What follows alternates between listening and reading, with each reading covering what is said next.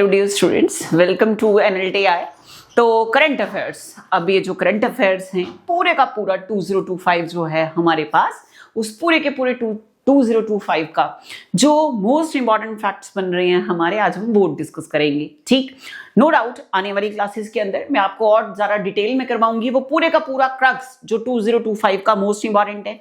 अब जो आज हमने डिस्कस करना है उसमें हम स्टैटिक जीके वाला पार्ट बिल्कुल नहीं करेंगे, सिर्फ और सिर्फ करंट अफेयर्स वाला जो मोस्ट इंपॉर्टेंट फैक्ट्स रहेंगे फैक्ट की फॉर्म में, मतलब छोटी छोटी नॉलेज हर एक न्यूज की, आज हम वो लगे डिस्कस करने। तो सबसे पहला जो हमारा आज की न्यूज होगी वो होगी, दिख रहा है आपको फर्स्ट न्यूज। तो आज हमने कवर करनी है टोटल 50 फैक्ट्स और 50 फैक्ट्स को ऐसे कवर करना है। ठीक है, तो सबसे पहला जो फैक्ट है हमारा वो क्या है, digital personal data protection act. कौन सा एक्ट? डिजिटल पर्सनल डेटा की प्रोटेक्शन के लिए जो एक्ट है ये आपका एविडेंस में आया था 2023 में। नो डाउट कि ये जो एक्ट है 2023 से आपका इफेक्ट में आ गया। कब से?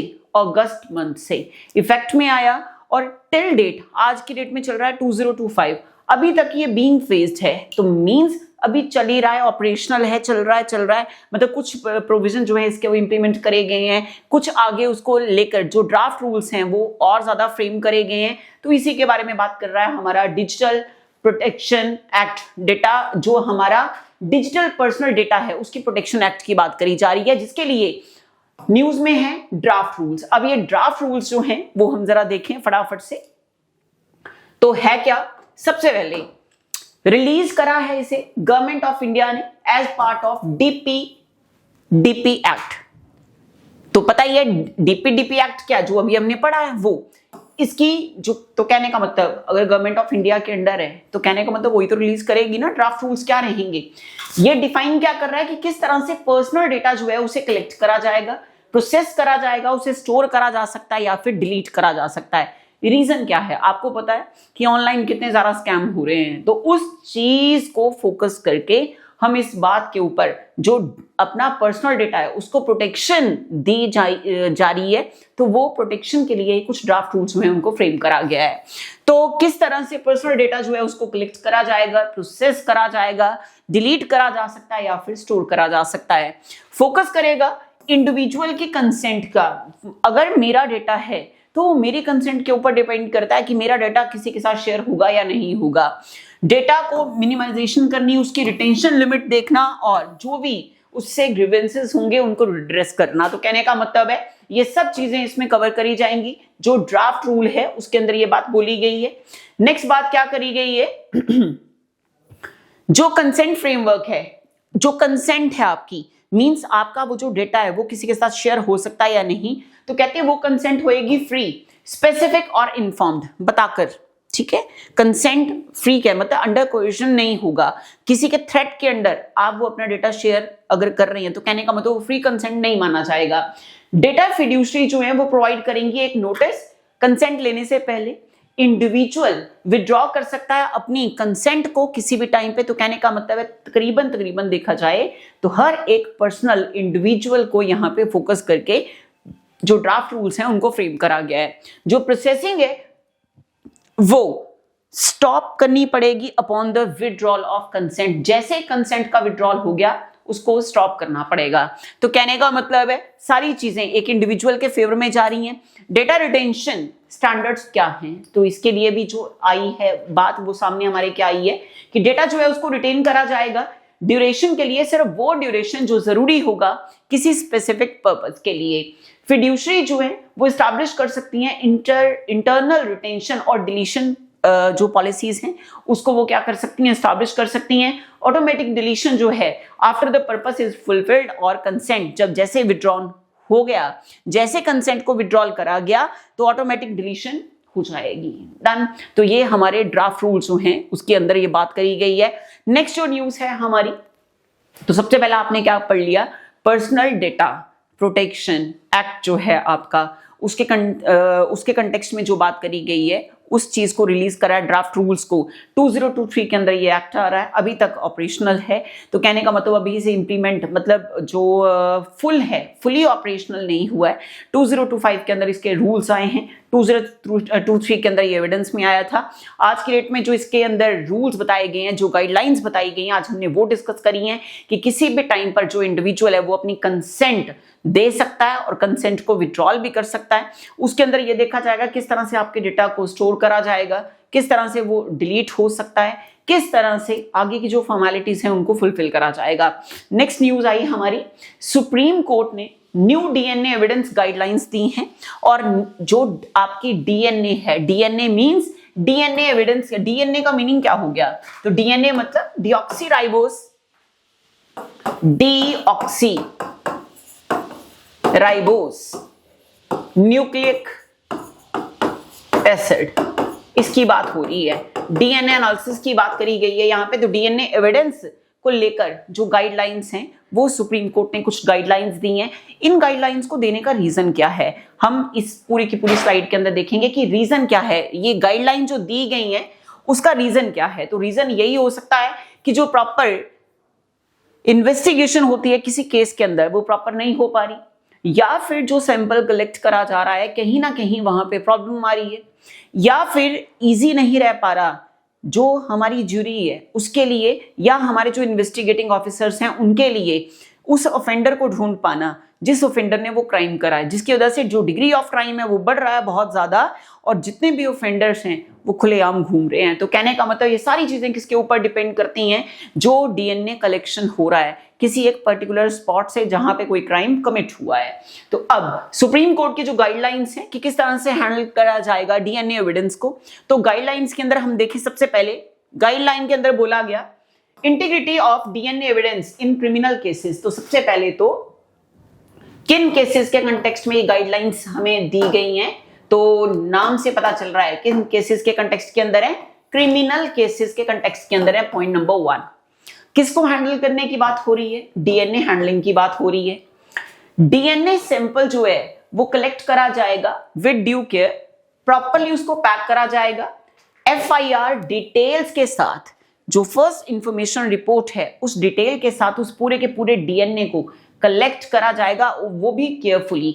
उसके बाद जो बाकी केस के पर्टिकुलर्स रिक्वायर्ड होंगे वो इसके साथ जुड़ेंगे और documented with signatures of the medical professional, जिस मेडिकल प्रोफेशनल ने वो डीएनए सैंपल कलेक्ट करा उसकी रिपोर्ट दी, उनके प्रॉपर रहेंगे सिग्नेचर। इन्वेस्टिगेटिंग ऑफिसर कौन होंगे, जो पुलिस ऑफिसर होंगे। पुलिस ऑफिसर्स में जो डिपेंड करता है कि किस तरह का क्राइम है क्रिमिनल केसेस के अंदर। कुछ इन्वेस्टिगेटिंग ऑफिसर्स पुलिस में हेड कांस्टेबल होते हैं, कुछ इन्वेस्टिगेटिंग ऑफिसर्स एसएचओ होंगे, मतलब एएसआई होंगे। तो ये डिपेंड करता है कि इन्वेस्टिगेटिंग ऑफिसर किसको बनाया गया है और इंडिपेंडेंट विटनेस जो उसके अंदर हैं। तो इन सब को आपको कंट्रीब्यूट करके चलना है। तो ये हमारी फर्स्ट गाइडलाइन है। तो सबसे पहले डीएनए को क्या करा जाएगा, ड्यू केयर के साथ कलेक्ट करा जाएगा, प्रॉपर्ली उसको पैक करा जाएगा एफआईआर डिटेल्स के साथ। बाकी जो केस के और पर्टिकुलर्स हैं वो होंगे, मेडिकल ऑफिसर जो हैं उनके साइन होने वहां पे जरूरी हैं। साथ में जो विटनेस है उस विटनेस, इंडिपेंडेंट विटनेस जो है उसकी जो स्टेटमेंट है वो भी उसके साथ होनी चाहिए। तो ये हो गई फर्स्ट गाइडलाइन जो दी है सुप्रीम कोर्ट ने, किस कंटेक्स्ट में दी है, डीएनए हैंडलिंग के कंटेक्स्ट में दी है। सेकंड क्या बोला गया, इन्वेस्टिगेटिंग ऑफिसर जो है वो ट्रांसपोर्ट करेगा सैंपल को कंसर्न्ड पुलिस स्टेशन और हॉस्पिटल और इंश्योर करेगा कि फोरेंसिक साइंस लेबोरेटरी तक 48 आवर्स के अंदर अंदर ये सैंपल पहुंच जाए, ताकि जो एफएसएल की रिपोर्ट है वो इजीली टाइमली हमें अवेल हो जाए, जिससे हमें आइडेंटिफाई करने में, उस केस को अच्छे से उसकी रूट को पहचानने में हमें हेल्प मिल जाए। तो कितने आवर्स के अंदर, 48 आवर्स के अंदर कौन, इन्वेस्टिगेटिंग ऑफिसर ट्रांसपोर्ट करेगा। और मैंने आपको बताया इन्वेस्टिगेटिंग ऑफिसर कौन होगा, पुलिस के अंदर डिपेंड करता है, वो हेड कांस्टेबल भी हो सकता है और वो एएसआई भी हो सकते हैं। एएसआई पता ही है ना आपको, पुलिस हेड कांस्टेबल और एएसआई आपको पता ही है। उसके बाद कोई भी अगर डिले होता है तो एक्सप्लेन करा जाएगा विद प्रिजर्वेशन, जो मेजर्स हैं वो इसमें लिए जाएंगे। तो कहने का मतलब है पहले में प्रॉपर ड्यू केयर के साथ आपको सैंपल कलेक्ट करना है, एफआईआर डिटेल्स उसके साथ ऐड ऑन करनी है, जो इंडिपेंडेंट विटनेस है वो आपका होना चाहिए, जो आपका मेडिकल ऑफिसर्स है उनके साइन होने चाहिए। सेकंड में क्या बोला गया कि जो इन्वेस्टिगेटिंग ऑफिसर है वो 48 आवर्स के अंदर अंदर उस पर्टिकुलर सैंपल को जो भी कंसर्न मेडिकल हॉस्पिटल होगा वो या फिर पुलिस स्टेशन होगा वो वहां तक उनको वो ट्रांसपोर्ट करवाना पड़ेगा। कितने घंटे के अंदर? 48 आवर्स के अंदर अंदर। तो ये सुप्रीम कोर्ट ने ये गाइडलाइन दी।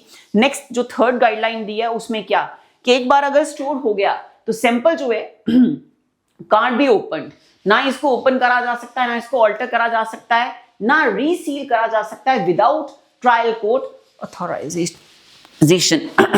तो कहने का मतलब अगर इसमें छेड़खानी हुई तो इट मींस फिर तो ऑफेंडर बच गया ना। तो ये इसका रीजन है कि भाई अगर ये एक बार स्टोर हो गया तो ये जो सैंपल्स हैं इनको आप ओपन नहीं कर सकते। ठीक, नेक्स्ट, तो जो चेन ऑफ कस्टडी होगी, रजिस्टर होएगी, ये must be maintained from collection until conviction और acquittal appended to the trial record with the investigating officer accountable for। तो कहने का मतलब है अब ये जितनी भी चीजें हैं तो कहते हैं सारी की सारी आपको ये जो चेन ऑफ कस्टडी है ये रजिस्टर होएगी, मेंटेन करी जाएगी। कब से लेके कब तक? कलेक्शन से लेकर जब तक कन्विक्शन ना हो गई या फिर एक्विटल ना हो गया, बाई से तो वो बंदा बरी नहीं हो जाता, या मतलब जब तक वो केस डिस्पोज ऑफ नहीं हो जाता तब तक ये पूरी की पूरी जो चेन ऑफ कस्टडी है ये रजिस्टर करी जाएगी। और इसको मेंटेन कौन करेगा? वही जो इन्वेस्टिगेटिंग ऑफिसर होगा उस पर्टिकुलर केस के अंदर। तो ये सारी की सारी गाइडलाइंस हैं किसको लेकर? डीएनए को लेकर। तो डीएनए हैंडलिंग कैसे करनी है आई थिंक सारा समझ आ चुका है आपको। नेक्स्ट न्यूज है हमारी, थर्ड जो फैक्ट है हमारा, कुछ प्रोविजंस जो वक्फ अमेंडमेंट एक्ट 2025 के थे बाय द सुप्रीम कोर्ट, तो उनके ऊपर जो अमेंडमेंट्स, मैंने आपको जो मैराथन सेशन था उसके अंदर ये बात सारी बताई थी कि जो वक्फ अमेंडमेंट एक्ट है उसके अंदर कुछ प्रोविजन जो हैं उसके ऊपर तो सुप्रीम कोर्ट को कोई प्रॉब्लम नहीं है, बट कुछ प्रोविजन ऐसे हैं जिसके लिए फिलहाल की डेट में क्या लगा दिया गया है, सुप्रीम कोर्ट ने क्या लगा दिया, उसके ऊपर स्टे लगा दिया है। अब डिस्प्यूट रेजोल्यूशन वक्फ प्रॉपर्टी का को मैंने आपको बताया था लास्ट क्लास के अंदर भी कि वक्फ क्या होता है, तो मैं दोबारा से उसको एक्सप्लेन नहीं करूंगी कि वक्फ क्या होता है। वक्फ अमेंडमेंट एक्ट मैराथन के अंदर हमने कवर किया ऑलरेडी, मैराथन सेशन आप लगा चुके हैं। तो इसमें क्या बोला, कोर्ट ने स्टे लगाया प्रोविजंस के ऊपर जो कि ग्रांट करा गया है डिस्ट्रिक्ट कलेक्टर को अथॉरिटी को यूनिलेटरली डिसाइड करेगा status of a disputed Waqf property. जो डिस्प्यूटेड वक्फ प्रॉपर्टी है उसके ऊपर वो जो डिस्प्यूट चल रहा है तो डिस्प्यूटेड वक्फ प्रॉपर्टी का स्टेटस क्या है ये उसको डिफाइन करेगा। उसके ऊपर फिलहाल के लिए क्या लगाया गया स्टे, कोर्ट जो है वो रीजन करेगा executive officers can't adjudicate private citizen right जो कि वॉयलेट कर रहा है किसका, सेपरेशन ऑफ पार्ट्स को। सेपरेशन ऑफ पार्ट्स जो कि ऑलरेडी किसकी बात कर रही है, इंडियन कॉन्स्टिट्यूशन के अंदर बात कर रही है सेपरेशन ऑफ पार्ट। तो सेपरेशन ऑफ पार्ट्स जो हैं इसी के बेस ये हमारा one of the major pillar है हमारे कॉन्स्टिट्यूशन का। तो कहते हैं ये किसी भी तरीके से वॉलेट नहीं होना चाहिए। तो कुछ प्रोविजंस के ऊपर लगाया हुआ है स्टे, वो प्रोविजंस हम लोग ऑलरेडी डिस्कस कर चुके हैं। वक्फ को अगर क्रिएट करना है तो इसमें क्या बोला गया, ऐसा पर्सन जो कि प्रैक्टिसिंग मुस्लिम है लास्ट 5 ईयर्स से, एटलीस्ट 5 साल से, जो कि एक प्रैक्टिसिंग मुस्लिम है, मोहम्मदन है, before dedicating property as waqf, जिसने अपनी प्रॉपर्टी को डेडिकेट कर दिया है as a waqf property, was stayed until state government frame rules to determine who qualifies as a practicing Muslim। तो ये कि कौन बंदा क्वालिफाई होएगा एक प्रैक्टिसिंग मुस्लिम बनने के लिए जो अपनी प्रॉपर्टी को क्या कर रहा है, वक्फ प्रॉपर्टी के लिए डेडिकेट कर रहा है। तो ये देखेगा। नेक्स्ट आ जाओ, नॉन मुस्लिम हाँ, नॉन मुस्लिम रिप्रेजेंटेशन। कोर्ट ने प्लेस करा, एक कैप लगाया है on the number of non Muslim members in the Waqf bodies. Waqf body मतलब वो जो प्रॉपर्टी के लिए एक ट्रस्ट नाम की चीज क्रिएट करी, जैसे ट्रस्ट होता है उसका मतलब है बॉडी, एक बॉडी क्रिएट करी, जैसे कॉन्स्टिट्यूशनल बॉडी होती है, नॉन कॉन्स्टिट्यूशनल बॉडी होती है, एक्स्ट्रा कॉन्स्टिट्यूशनल बॉडी होती है, सेम इस तरह से एक वक्फ बॉडी है। उस बॉडी के अंदर कोर्ट ने प्लेस करा है, एक कैप लगाया है किसके ऊपर, number of non Muslim members के ऊपर, कि वक्फ बॉडी के अंदर इतने नॉन मुस्लिम मेंबर्स हो सकते हैं।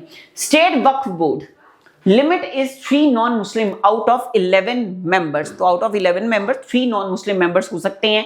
एंड अगर हम सेंट्रल वक्फ काउंसिल की बात करें तो वहां पे लिमिट लगाई गई है 4 आउट ऑफ 22 मेंबर्स।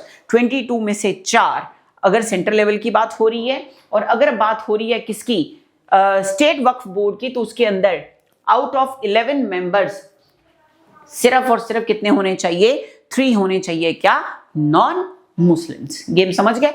चलो नेक्स्ट आ जाओ। फोर्थ हमारा न्यूज क्या है, विमेन रिजर्वेशन एक्ट 2024। अब रिजर्वेशन एक्ट की जो बात हुई है, अब ये इंप्लीमेंट हो चुका है कब से, 2026 इलेक्शन से इसको इंप्लीमेंट करने की बात करी गई है भाई, तब से इंप्लीमेंट करा जाएगा, क्योंकि आपको पता आने वाले टाइम में इलेक्शंस भी हैं अब, है ना। तो अब ओवरव्यू क्या है, विमेन रिजर्वेशन एक्ट 2024 ये मैंडेट क्या कर रहा है कि 33% का, जी कितना, 33% का रिजर्वेशन दिया जाएगा। किनको, विमेन को रिजर्वेशन दिया जाएगा, और वो भी किस हाउस में, लोकसभा के अंदर, और साथ में स्टेट लेजिस्लेटिव असेंबली के अंदर। ये बात बोली गई किस एक्ट के अंदर, विमेन रिजर्वेशन एक्ट जो है उसके अंदर बोली गई। और इस चीज को कहते हैं हम, जो 2026 के अंदर होंगे कौन से इलेक्शंस, जनरल इलेक्शंस, ये करी जाएगी, तब से बात इंप्लीमेंट, ठीक, जो कि विमेन के पॉलिटिकल रिप्रेजेंटेशन को इंडिया के अंदर डिमार्क करेगा। तो एक माइलस्टोन है कि हाँ भाई, फीमेल को लोकसभा के अंदर, स्टेट लेजिस्लेटिव असेंबली के अंदर क्या दिया जा रहा है, 33% का क्या दिया जा रहा है, रिजर्वेशन, जो कि ये बताएगा कि भारत के अंदर जो SLA है, state legislative assembly, as well जो लोकसभा है, उसमें सिर्फ और सिर्फ 33% का रिप्रेजेंटेशन जो है वो कौन कर रही है, फीमेल कर रही हैं। हमारे कुछ इंडिया के अंदर स्टेट भी ऐसे ही हैं जहां पे 33% का रिजर्वेशन गवर्नमेंट जॉब्स के अंदर फीमेल को दिया गया। फॉर एग्जांपल राजस्थान जुडिशरी या राजस्थान एडमिनिस्ट्रेटिव सर्विसेज अगर हम करते हैं तो वहां पे फीमेल को 33% का रिजर्वेशन दिया गया। बड़ी जबरदस्त बात है ना। चलो नेक्स्ट न्यूज पे हम शिफ्ट होते हैं। अब इसमें जो फीचर्स हैं इसके अंदर, तो 33% का रिजर्वेशन दिया गया है विमेन को लोकसभा के अंदर, और 33% का रिजर्वेशन होएगा SLA के अंदर, state legislative assembly. State legislative assembly का मतलब क्या हुआ बेटा, जो स्टेट की विधानसभाएं हैं उसके अंदर भी कितना, 33% का, सेंटर में भी कितना, 33% का रिजर्वेशन जो है इसमें इंक्लूड होएगा SC SC ST seats as well. तो मतलब इसमें SC और ST सीट जो हैं वो भी इंक्लूड होंगी। और रिजर्वेशन जो है अप्लाई होएगा आफ्टर द डीलिमिटेशन एक्सरसाइज। अब डीलिमिटेशन मतलब हम लोगों ने कॉन्स्टिट्यूएंसी डिसाइड करनी होती है, मींस किस पर्टिकुलर विधानसभा क्षेत्र, मतलब किस पर्टिकुलर कॉन्स्टिट्यूएंसी के अंदर कितनी नंबर ऑफ पॉपुलेशन है, कितनी नंबर ऑफ पॉपुलेशन के ऊपर हमें कितने MP हमें खड़े करने हैं इलेक्शन के लिए, ये डिसाइड करा जाता है। तो कितने नंबर ऑफ इंडिविजुअल किसी पर्टिकुलर एरिया के अंदर रह रहे हैं वो हम सारी की सारी किस में देखेंगे, डीलिमिटेशन के अंदर देखेंगे। नेक्स्ट आ गया कि इंप्लीमेंटेशन जो है वो स्टार्ट 2026 में ही क्यों करी जाएगी, तो इसलिए क्योंकि डिलिमिटेशन जो है वो है बेस्ड किसके ऊपर, सेंसस के ऊपर। तो इससे पहले इसकी जरूरत है इसको इंप्लीमेंट करने की। सेंसस प्लस डीलिमिटेशन जो है वो एक्सपेक्टेड है कि वो कंप्लीट हो जाएगा बाय 2025, जो कि फिलहाल तक तो हुआ नहीं, है ना। तो कहने का मतलब है दिसंबर स्टार्ट हो गया आपका, अभी तक तो ऐसा कुछ है नहीं। आगे रिजर्वेशन जो है in place for 2026 election onwards, तो कहने का मतलब है 2026 के इलेक्शन ऑनवर्ड्स ये रिजर्वेशन जो है उसको रख दिया जाएगा, कर भी देगी गवर्नमेंट। देखो आगे होता क्या आने वाले टाइम के अंदर। तो फिलहाल के लिए आपने क्या क्या याद रखना है, 33% का रिजर्वेशन विमेन को सेंट्रल लेवल पे लोकसभा के अंदर, और स्टेट लेवल पे स्टेट की लेजिस्लेटिव असेंबली के अंदर, जिसमें SC और ST की सीट्स इंक्लूड होंगी इसी 33% के अंदर। और ये हमारा 2026 के इलेक्शन के ऊपर हमारा जो ये चीज है इसको इंप्लीमेंट कर दिया जाएगा। और इससे इसके साथ साथ जो डिलिमिटेशन है, डिलिमिटेशन मतलब number of individuals in particular area, उसके बेस के ऊपर हम डिसाइड करेंगे कि कौन सी कॉन्स्टिट्यूएंसी जो है उसके ऊपर उसके अंदर कितनी पॉपुलेशन है और वहां से कितने कैंडिडेट को हम खड़ा करेंगे। ठीक, नेक्स्ट आ जाओ। फिफ्थ हमारा जो न्यूज है मोस्ट इंपॉर्टेंट, तो नाम से पता चल रहा है one election one nation one election committee. One nation one election committee submit its 2025 report suggesting phased constitutional changes for simultaneous polls. अब बात इसमें अगर मैं बात करूं तो इसमें बात क्या करी जा रही है, one nation one election committee. अब यही न्यूज में है कि अगर one nation one election committee है तो बात क्या कर रही है कि उसने अपनी जो 2025 का रिपोर्ट सबमिट करा है और उसमें सजेस्ट करा है फेस कॉन्स्टिट्यूशनल चेंजेस। तो कॉन्स्टिट्यूशनल चेंजेस जो है उसमें मतलब पॉसिबिलिटी है कि कॉन्स्टिट्यूशनल चेंजेस जो है वो आपको देखने को मिलेंगे, और वो भी किसके लिए, साइमल्टेनियस जो पोल्स हैं उसके अंदर। अब ये जो साइमल्टेनियस इलेक्शंस हैं इसे हम डिफाइन करते हैं कि ये है क्या।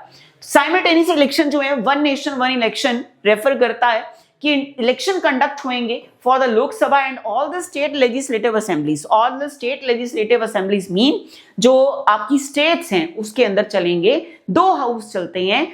फॉर एग्जांपल सेंट्रल लेवल की बात करें तो Lok Sabha as well Rajya Sabha.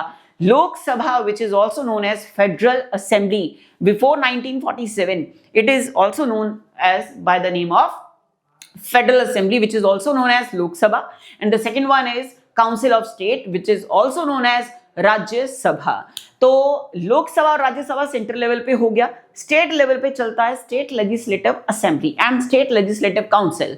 But Bharat के अंदर सारे स्टेट्स के अंदर एसएलए तो आपको देखने को मिलेगा, state legislative assembly, but state legislative जो है काउंसिल वो आपको सारे स्टेट्स में देखने को नहीं मिलता।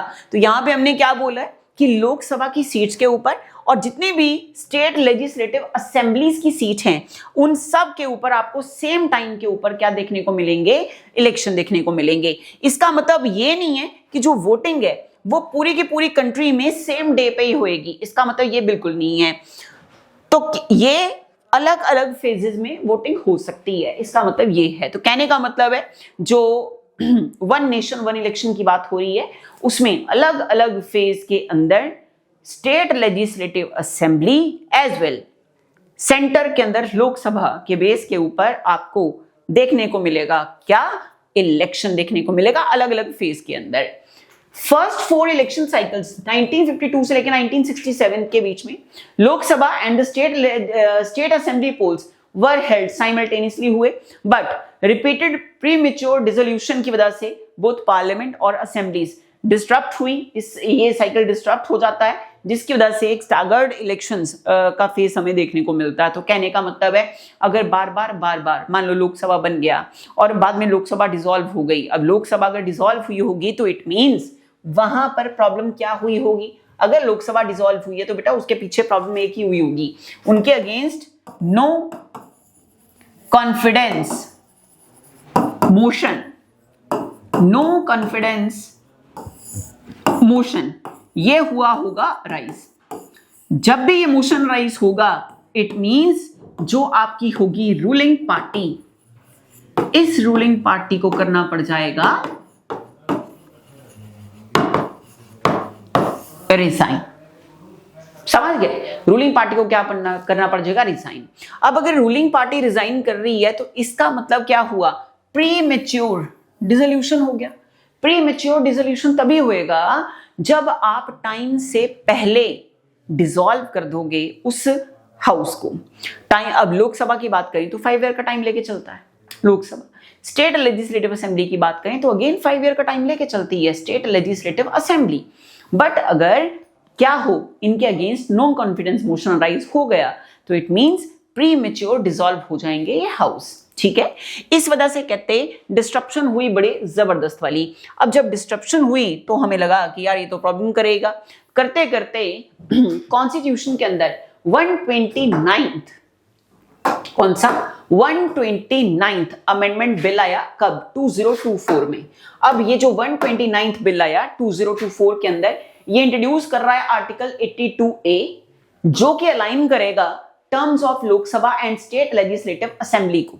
ठीक, कौन सा आर्टिकल 82A जो कि एम्पावर कर रहा है इलेक्शन कमीशन ऑफ इंडिया को कि वो कंडक्ट करेंगे साइमल्टेनियस इलेक्शंस और अलाउ करा जाएगा इलेक्शन कमीशन ऑफ इंडिया को कि डिक्लेयर करा जाए and date of each state assemblies term when notifying election schedules. तो कहने का मतलब है इलेक्शन कमीशन ऑफ इंडिया को ये पावर दी गई कि आप इसमें डेट करेंगे डिसाइड कि एंड डेट कौन सी होएगी हर स्टेट की असेंबली के अंदर उनका टर्म कि कब उसका एंड होगा, जब नोटिफाई करा जाएगा किसके अंदर, इलेक्शन स्केड्यूल्स के अंदर। तो किसकी बात हो रही है, आर्टिकल 82 याद रखना है आपने। कौन सा आर्टिकल, 82, इसको दिमाग में रखना है, इसको भूलना बिल्कुल नहीं है, नहीं तो काम खराब होगा आपका बड़ा तगड़े वाला। चलो नेक्स्ट चलते हैं। उसके बाद कॉन्स्टिट्यूशन 120, अच्छा ये तो हम कर चुके। नेक्स्ट अब ये जो बिल है इसके अंदर आर्टिकल 83 जो कि एक टर्म, एक कंडीशन स्टिपुलेट कर रहा है, क्या, अगर लोकसभा डिसॉल्व होती है before completing it's full term, means उस लोकसभा कैसी रहती है बेटा, लोकसभा के अंदर हमेशा इलेक्शन कैसे होते हैं, डायरेक्टली। लोकसभा के अंदर हमेशा होते हैं डायरेक्ट इलेक्शंस। अगर डायरेक्ट इलेक्शंस हो रहे हैं, क्या इसका जो फुल टर्म है वो फुल टर्म होता है कितने टाइम का, 5 इयर्स का। और अगर वो फुल टर्म इनका 5 इयर्स का हो जाता है डाउन, मतलब डाउन कैसे होएगा, अगर इनके अगेंस्ट मोशन हो रहा है राइज, कौन सा, नो कॉन्फिडेंस मोशन, अगर ये नो कॉन्फिडेंस मोशन इनके अगेंस्ट उठ रहा है तो इट मींस इनका क्या हो सकता है, प्रीमेच्योर डिसोल्यूशन, डिसॉल्व हो जाएगा हाउस, प्रीमेच्योर डिसोल्यूशन हो जाएगा। तो 5 ईयर का टर्म था, उससे पहले डिसॉल्व हो गई, तो ये लोकसभा के साथ भी हो सकता है और ये राज्यसभा के साथ भी हो सकता है, बट ये नहीं हो सकता, सॉरी, लोकसभा के साथ और स्टेट लेजिस्लेटिव असेंबली के साथ हो सकता है, बट राज्यसभा के साथ नहीं हो सकता। रीजन भी, राज्यसभा कैसा हाउस है, परमानेंट हाउस है, और लोकसभा टेम्परेरी हाउस है। राज्यसभा के इलेक्शंस इनडायरेक्ट होंगे और लोकसभा के इलेक्शंस डायरेक्ट होंगे, इसलिए ये चीज स्टिपुलेट करी गई है सिर्फ और सिर्फ किसके अंदर अमेंडमेंट करने की बात कर रही है, आर्टिकल 83 के अंदर, कि अगर लोकसभा टाइम से पहले डिसॉल्व हो जाती है, फुल टर्म अपना एंजॉय नहीं कर पाती, उससे पहले डिसॉल्व हो जाती है, तो नेक्स्ट लोकसभा जो है वो सर्व करेगी only the unexpired portion of the term, जो अभी तक एक्सपायर नहीं हुआ, मतलब अनएक्सपायर्ड। अदरवाइज क्या होता था, जो भी न्यू लोकसभा आती थी वो अपना फुल टर्म एंजॉय करेगी, ठीक। बट इसमें अब क्या बोला जा रहा है कि जो अनएक्सपायर्ड पोर्शन है उसके लिए ही वो जो न्यू लोकसभा है वो सर्व करेगी। सिमिलर अमेंडमेंट्स प्रपोज करी गई हैं आर्टिकल 172 के अंडर, जो कि रिगार्डिंग है किसके, ड्यूरेशन ऑफ स्टेट लेजिस्लेचर, या फिर इसे हम बोल सकते हैं कि जैसे हमारा सेंट्रल लेवल है तो वहां पे कॉन्सेप्ट आपको देखने को मिलेगा bicameralism which is known as 2 house in centre, that is Lok Sabha and Rajya Sabha. Before 1947 Lok Sabha which is also known as federal assembly, on the name of federal assembly जाना जाता था लोकसभा, और राज्यसभा जाना जाता था, राज्यसभा जो है वो एक हिंदी नेम है राज्यसभा, और जो राज्यसभा का इंग्लिश नेम है वो है काउंसिल ऑफ स्टेट। तो ये बात ध्यान रखनी है। तो एक तो आर्टिकल 82A के बारे में बात हो रही है, दूसरा आर्टिकल 83 के अंदर बात हो रही है, तीसरा कि लोकसभा अभी तक फुल टर्म काट रहा था आपका 5 इयर्स का, अगर लोकसभा टाइम कंप्लीट होने से पहले डिसॉल्व हो रहा है तो जो भी फ्रेश इलेक्शंस के थ्रू न्यू लोकसभा इंट्रोड्यूस होगा वो अनएक्सपायर्ड टाइम के लिए या अनएक्सपायर्ड पोर्शन जो बचेगा सिर्फ उसी के लिए सर्व करेगा, ना कि 5 इयर्स के लिए सर्व करेगा, राइट। उसके बाद सिमिलर अमेंडमेंट करी जा रही है आर्टिकल 172 के अंदर, तो आर्टिकल 172 के अंदर अगर ये बात हो रही है तो दैट मींस कि वो बात करेगी किसकी, स्टेट लेजिस्लेचर की। अब स्टेट लेजिस्लेचर जो वर्ड है वो अपने आप में बता रहा है स्टेट लेजिस्लेटिव असेंबली, और मैंने आपको बताया कि इंडिया के अंदर सारे के सारे स्टेट जो हैं वहां पे एसएलसी आपको देखने को नहीं मिलता, SLC mean state legislative council, वो देखने को नहीं मिलता, इसलिए सिर्फ स्टेट लेजिस्लेचर की बात यहाँ पे करी गई है। नेक्स्ट आई थिंक सारी बात क्लियर होगी, इतना टफ नहीं है ये चीज किसको अंडरस्टैंड करा ही ना जाए।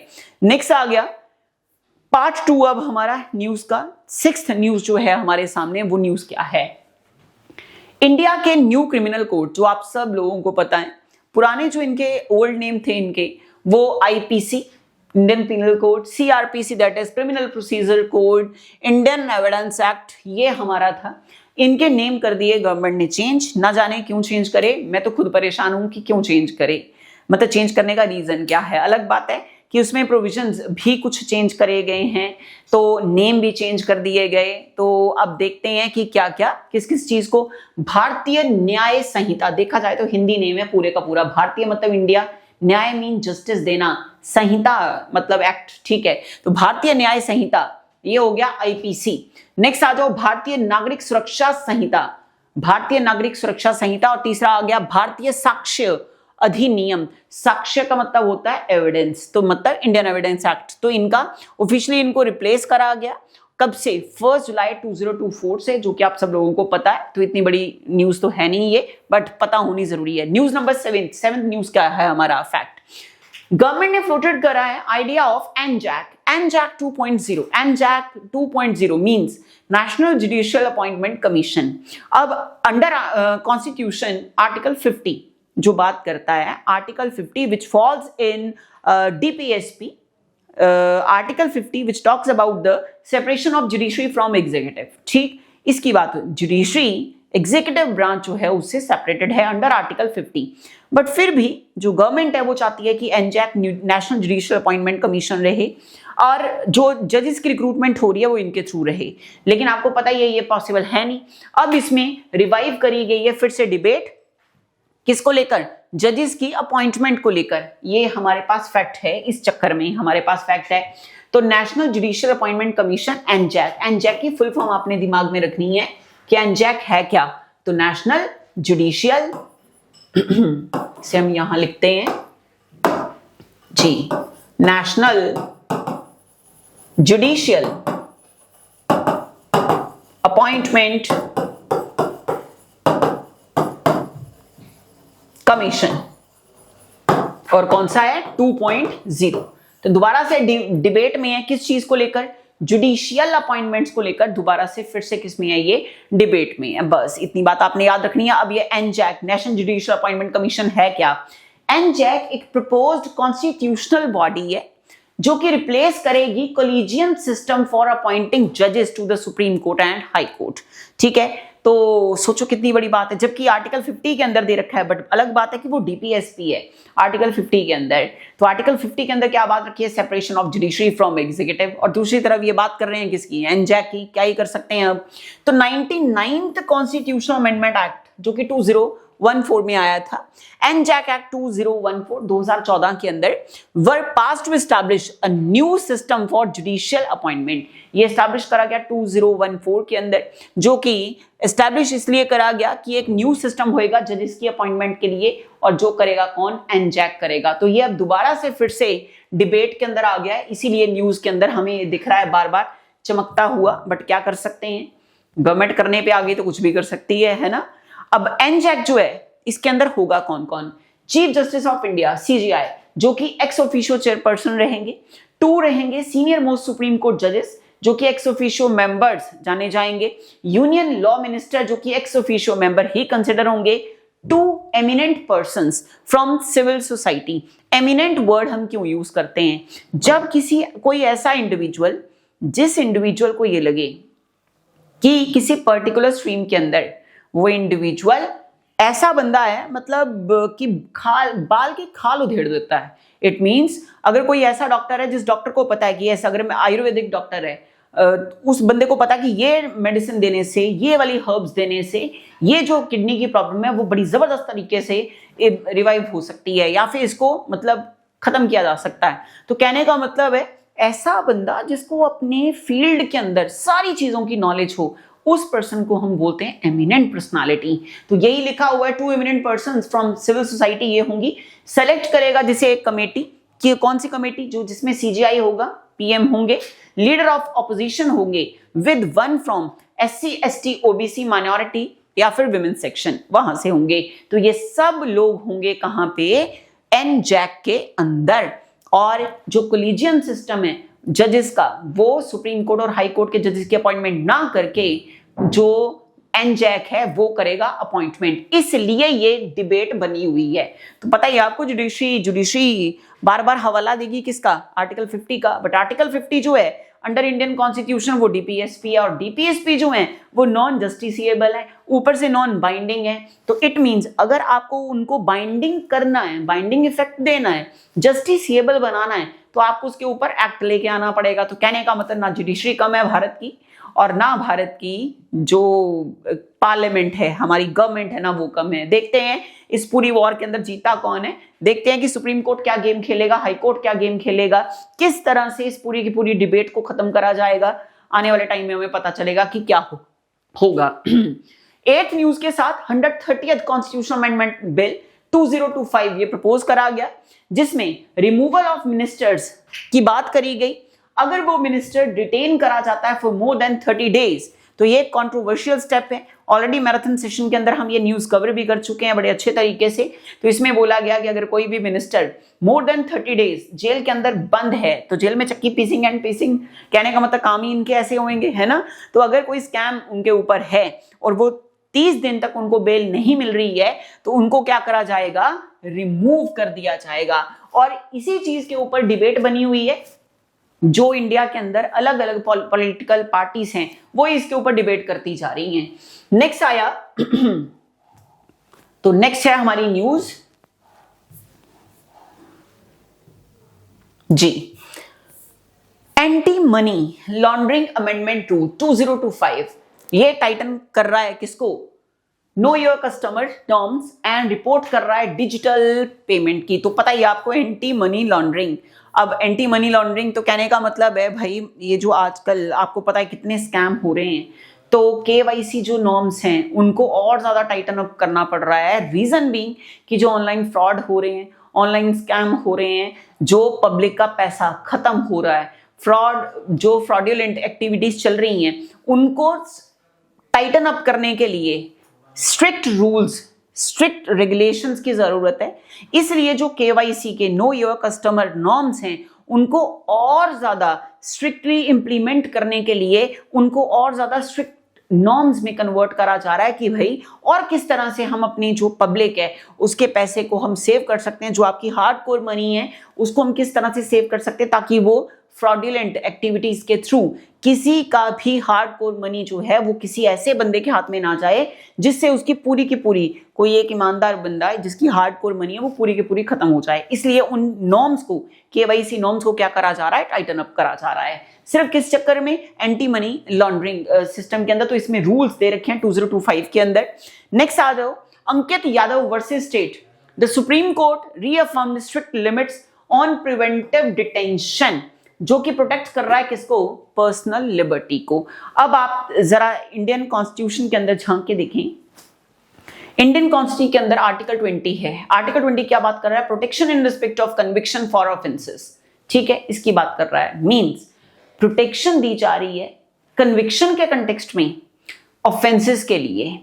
तो कहने का मतलब है कि जिस इंसान को गिरफ्तार करा गया है उस इंसान को भी कुछ एक प्रोटेक्शन दी गई है कि अपना लॉयर वो खुद चूज कर सकता है, या फिर वो इंडिविजुअल जिसको पुलिस ने अरेस्ट करा है उसको 24 आवर्स के अंदर अंदर in front of local magistrate उनकी एविडेंस दिलवानी पड़ेगी। अपना लॉयर चूज करने का हक है उनको, और उनको बताया जाएगा कि उनका कॉज ऑफ अरेस्ट क्या है। आर्टिकल 21 जो कि right to life and personal liberty की बात करता है वो देखा जा रहा है। तो इस पूरे के पूरे केस में हमें पर्सनल लिबर्टी हमें ये देखने को मिल रही है। तो इंडियन कॉन्स्टिट्यूशन का आर्टिकल 20, आर्टिकल 20, आर्टिकल 21 ये हमें देखने को मिल रहे हैं। और हमारे यहाँ पे हमें देखने को मिल रही है प्रिवेंटिव डिटेंशन। इन शॉर्ट समझाती हूं कि प्रिवेंटिव डिटेंशन है क्या, किसी ऐसे इंडिविजुअल को अरेस्ट करना जिस इंडिविजुअल के, अगर वो पब्लिकली घूम रहा है इंडिविजुअल, और पब्लिकली अगर घूम रहा है तो इट मींस उसके पब्लिक एरिया में घूमने से या पब्लिक के बीच में रहने से पब्लिक को किसी तरह का थ्रेट अगर है तो उस थ्रेट से पब्लिक को प्रिवेंट करना। मींस अगर कोई ऑफेंडर है जेड और आने वाले टाइम में ये लग रहा है किसको, पुलिस ऑफिसर्स को, जजेस को ये लग रहा है, अलग बात है कि इन्वेस्टिगेटिंग ऑफिसर पुलिस ऑफिसर्स ही होंगे, है ना, सीबीआई, आईबी, रॉ, ये अगर होंगे और इनको लगेगा कि ये इंडिविजुअल जो है ये हो सकता आने वाले टाइम में ये स्कैम कर दे, इसलिए इस बंदे को हम फिलहाल की डेट में इसकी वजह से या तो सोसाइटी के अंदर राइट्स हो सकते हैं, मतलब दंगे वगैरह हो सकते हैं, इमरजेंसी वाली सिचुएशन आ सकती है, इस बंदे को हम कुछ गलत करने से रोक लें, मतलब उसको प्रिवेंटिव डिटेंशन में डाल देती है। तो एक होती है प्रिवेंटिव डिटेंशन, एक होती है प्यूनिटिव डिटेंशन, राइट।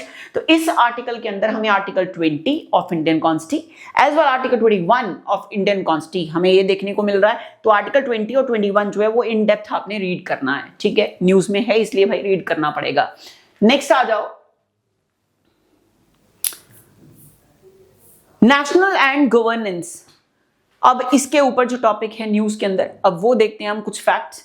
तो हमारी न्यूज नंबर 11 क्या बात कर रही है ये, तो ये बेटा बात कर रही है डिस्कस किस चीज को, फर्स्ट बिल्डिंग ऑफ कर्तव्य भवन, जो कि इंडिया का न्यू सेंट्रल सेक्रेटरीट जिसकी इनॉग्रेशन करी गई, जो कि सेंट्रल विस्टा रीडेवलपमेंट के थ्रू करा गया। तो कहने का मतलब सिर्फ नाम क्या याद रखना है, कर्तव्य भवन। कर्तव्य मतलब अपनी ड्यूटीज को जहां पे परफॉर्म करा जाए बैठ के, बस, जो कि क्या है, इंडिया का न्यू सेंट्रल सेक्रेटरीट है, इसकी इनॉग्रेशन करी गई, बस इतनी बात याद रखनी है। नेक्स्ट आ जाओ, मिशन सुदर्शन चक्र। अब सुदर्शन चक्र मिशन जो है वो 2025 के अंदर आया है। मिशन सुदर्शन चक्र ऑलरेडी मैं पहले भी डिस्कस कर चुकी हूँ इस मिशन को। तो मिशन सुदर्शन चक्र, सुदर्शन जो है वो आपको पता है भगवान कृष्ण का जो वेपन था, उनका हथियार जो था उनका खत्म करने का, सुदर्शन चक्र, वहीं से इसको लिया गया है और हवा के अंदर है वो। तो कहने का मतलब है एक ऐसा एनवायरनमेंट क्रिएट कर देना जिससे हमारा एयर डिफेंस सिस्टम जो है वो और ज्यादा स्ट्रांग हो जाए इंडिया का, और इंडिया के ऊपर अगर कोई अटैक कर रहा है तो हम अपना वो सिस्टम इस तरह से मेंटेन कर लें कि वो सुदर्शन चक्र का काम करे इंडिया के लिए, इंडिया की प्रोटेक्शन के लिए। तो एक tri service defence integration plan है, जॉइंट ऑपरेशन है ये मिशन सुदर्शन चक्र। अब मिशन सुदर्शन चक्र जो है, इस सुदर्शन चक्र का नाम कैसे लिया गया मैंने ऑलरेडी आपको बता दिया। एयर डिफेंस मैकेनिज्म है जिसके अंदर ये बोला गया कि अगर कोई हमारे ऊपर मिसाइल्स वगैरह हमारे ऊपर दाग रहा है तो उससे हम इंडिया की प्रोटेक्शन कैसे कर सके, इसलिए सुदर्शन चक्र नाम दिया गया है। नेक्स्ट आ जाओ, नीति आयोग। नीति आयोग की ग्रीन जीडीपी रिपोर्ट आई है जो कि एस्टिमेट क्या बता रहा है कि इंडिया ने लॉस करा है 7% अपनी जीडीपी का एनुअली टू एनवायरमेंटल डैमेज। अब एनवायरमेंटल डैमेज में आपकी फ्लड आ गई, ठीक, हिमाचल के अंदर कितनी ट्रेजेडी हुई आपने वो देखी, पंजाब के अंदर कितना ट्रेजेडी हुआ आपने वो देखा। अच्छा, जहां पे हिमाचल और पंजाब खत्म हुए वहीं पे जो राजस्थान है उसमें जो डेजर्ट जोन, एरिड जोन जो था वहां तक पानी पहुंच गया। तो कहने का मतलब उनके लिए अच्छा भी हुआ है। अब देखा जाए तो इंडिया कहते अपनी जीडीपी का इसमें इंडिया का लॉस हुआ है, और किसकी वजह से, एनवायरमेंटल डैमेज की वजह से। और ये रिपोर्ट किसने दी है, नीति आयोग की जो ग्रीन जीडीपी रिपोर्ट है उसके अंदर इस बात को बोला गया। नेक्स्ट आ जाओ, नेशनल ड्रग लाइसेंसिंग पोर्टल 2025 जो कि लॉन्च करा गया डिजिटाइज करने के लिए फार्मास्यूटिकल अप्रूवल्स नेशन वाइड। तो नाम से क्लियर हो रहा है नेशनल ड्रग लाइसेंसिंग पोर्टल। तो श्योर है ड्रग्स जो भी मेडिसिन हम ले रही हैं उसके अंदर, अच्छा अब इस ड्रग्स के अंदर अगर आप बोलें कि आप एनडीपीएस को ले लेंगे तो क्या एनडीपीएस कवर हो जाएगा, narcotic drugs and psychotropic substances, NDPS, yes, सारी की सारी ड्रग्स जो है वो इसमें कवर होंगी इस पोर्टल के अंदर। तो ये लॉन्च करा गया ताकि डिजिटाइज करा जाए फार्मास्यूटिकल अप्रूवल्स को, कि फार्मास्यूटिकल के अंदर कितने % का कौन सा ड्रग जो है वो आपका लीगल माना जाएगा, ये उसके लिए पोर्टल आया है। नेक्स्ट आ जाओ, गवर्नमेंट अप्रूव करा है 8th पे कमीशन।